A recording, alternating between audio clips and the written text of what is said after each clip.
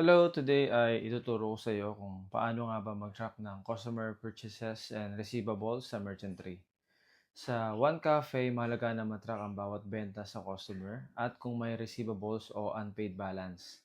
Sa Merchantry, ginagamit natin to para matrack yung purchase history ng bawat customer, mamonitor natin ang unpaid balances o partial payments, at mas madaling i-manage yung loyalty, rewards, at discounts. Maiiwasan din natin yung confusion o mispayment sa future transactions. In other words, mas organized at transparent ang financial transactions sa iyong business. Gawa tayo ng senaryo, halimbawa si Maria Santos ay bumili ng 50 pieces na tuna sandwich, unpaid, tapos 100 pieces na cupcakes.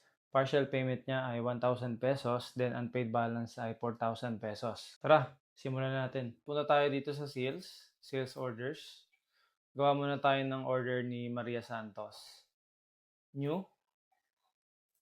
Tapos lagyan natin yung customer natin, si Maria Santos. Then, lagyan natin dito unpaid.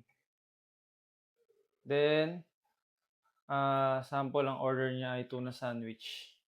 50 pieces. Yan. Okay. So, 5K na unpaid. Save natin. So, yan. Completed, unpaid. Then, punta tayo dito sa customers. Maria Santos.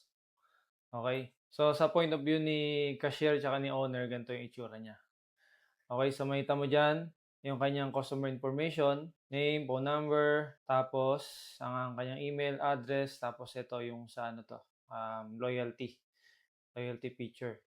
Sales information, kita mo rin yung kanyang total sales, unpaid amount, yung kanyang ngayong binili, 5,000. Payment status, unpaid.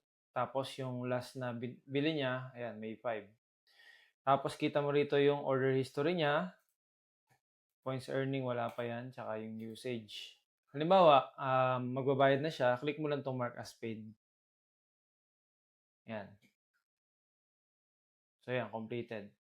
Ayan, successfully marked one sales order as paid. So, ganun yung process natin para kung gusto mo, i-track yung by customer. Gawa naman tayo ng partial. So, click mo to new. Select natin si Maria, then partial. Halimbawa, cupcake, in-order niya 100 pieces. So, 5,000 yan.